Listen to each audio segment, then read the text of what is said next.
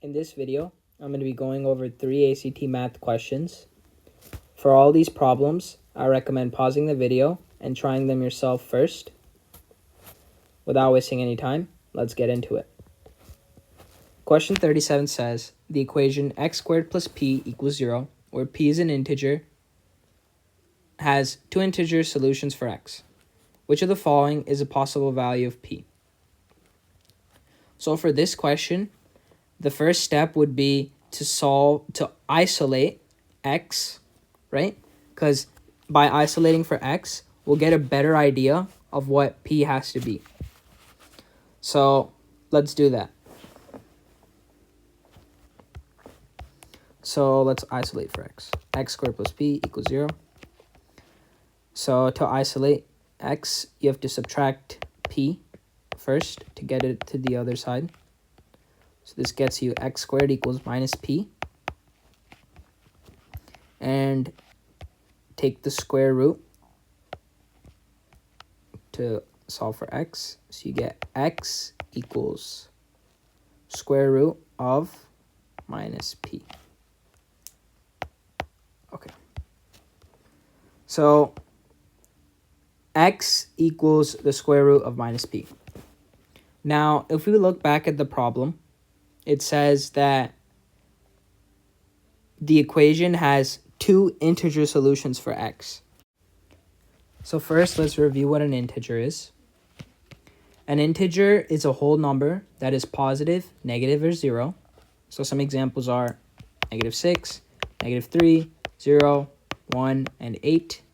These are your positive whole numbers, 0, negative whole numbers. So these are all examples of integers. So this gives us an idea of what p is going to be. And let me explain why. This tells us that the thing underneath the square root, which is negative p has to be a perfect square.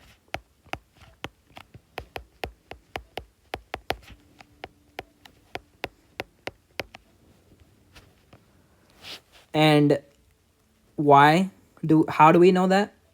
Well, if I were to ask you to take the square root of a perfect square, 49, you would reply with 7, right?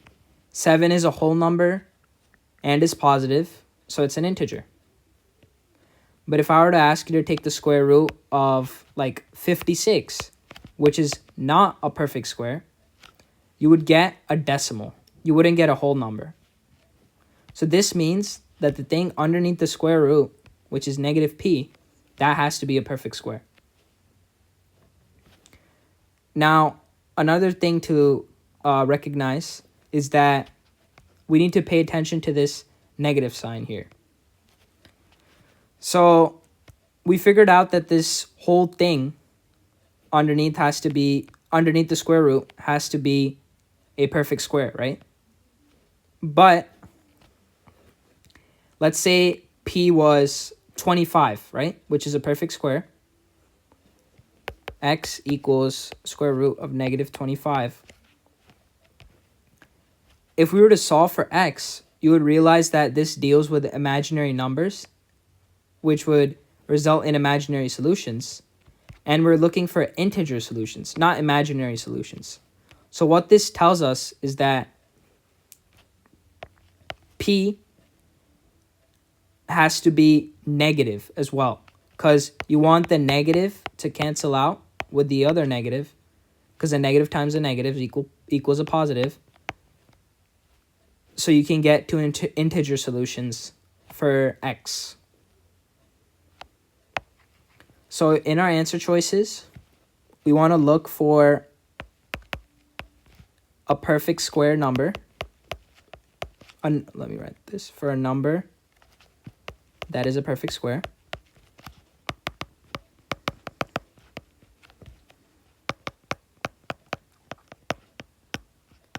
And a negative sign in front of the number.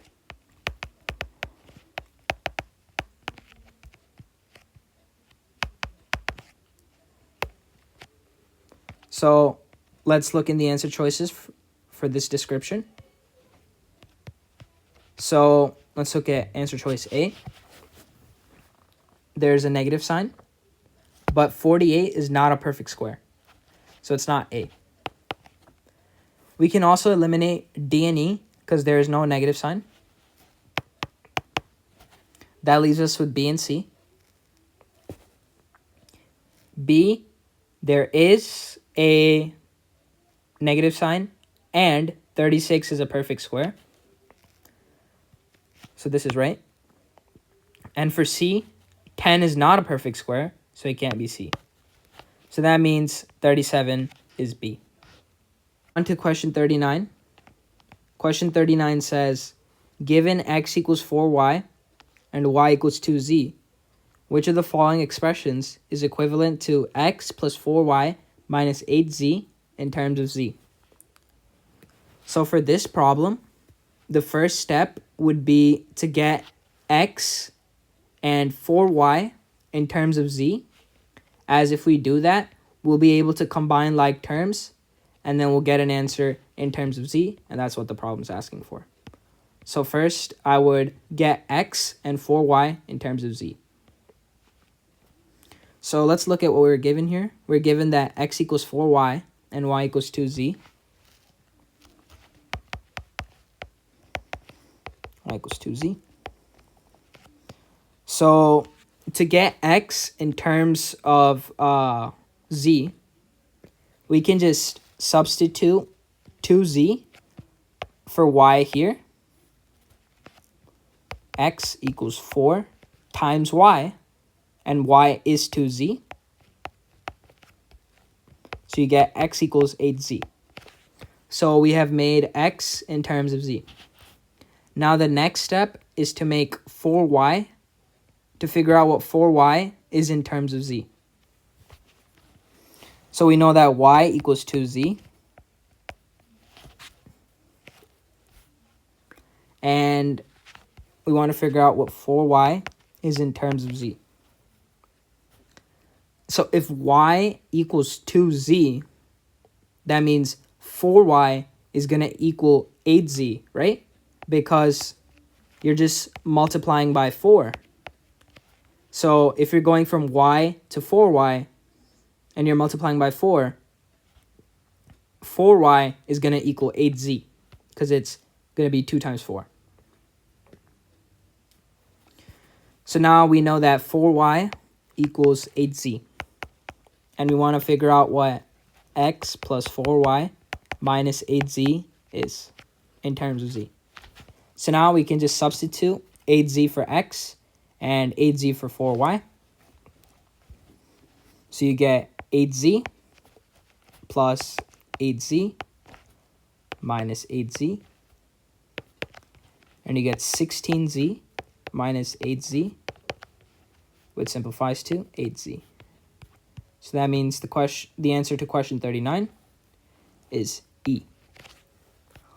On to question 53, which says, what is a solution of the equation log base 2, and then the inside expression, equals 1? So for this question, you need to remember how to convert logs into exponents, and I'll review that. So remember that log b, which is your base, x, which is your inside expression, equals your exponent, e. To convert this to exponent form, this can be rewritten as b raised to the power of e equals x. So this is how you convert logs into exponents, and we can apply that over here. So your base raised to your exponent, 1, is going to equal x, or your inside expression, all of this. So over x minus 2. So we get 2 equals 3x plus 4, or x minus 2. Now, since we're solving for x, we could just plug in the answer choices and see which one gets you 2. So we could plug in these answer choices for x and see which one gets you 2. But let's just solve for x to ensure we get the answer. So first, let's multiply x minus 2 to the other side. 2 times x minus 2. That's going to equal the square root of 3x plus 4. Now we have to distribute. 2x minus 4 is going to equal the square root of 3x plus 4. And now let's square this to get rid of the square root. So this is just FOIL. 4x squared minus 8x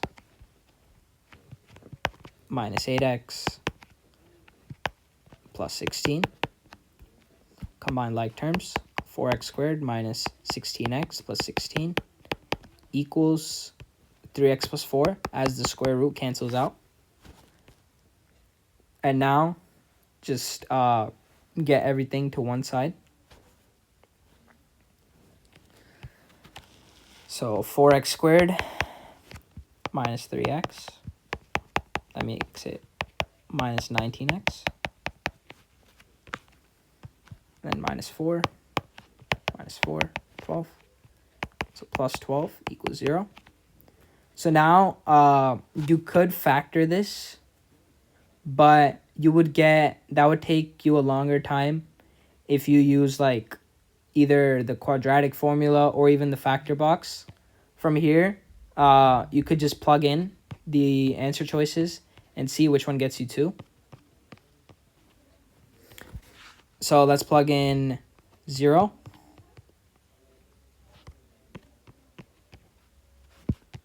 So if we plug in 0 for 4, let's just use some quick mental math. The x squared and the x, they all become 0 because x squared is 0. If you plug in 0 for x, it becomes 0 squared minus 19x, and then you plug in 0. So this is just 0. And then you get 12 equals 0, which is not true. If we plug in 3/4, let's actually try the other answer choices first and come back to that. Let's plug in 2 for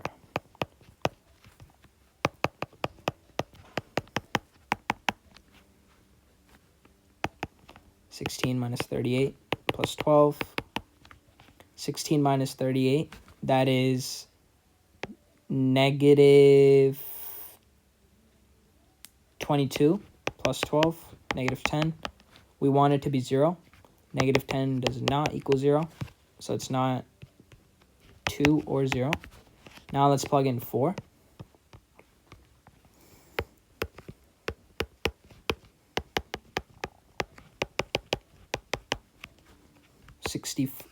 16 times 4 is 64. 19 times 4 is 76. Plus 12 equals 0. Yep, minus 12 plus 12 equals 0. So 0 does equal 0. So that means our answer is D. I would recommend just plugging in answer choices because I feel that's easier. And you could do it over here too if you're quick with your mental math. Factoring would take you, like if you use a quadratic formula, it would take you a while. You could use a factor box, but I still feel that just plugging in answers is more fast. So yeah, 53 is D. Yeah, thank you for watching, and I'll see you in the next video.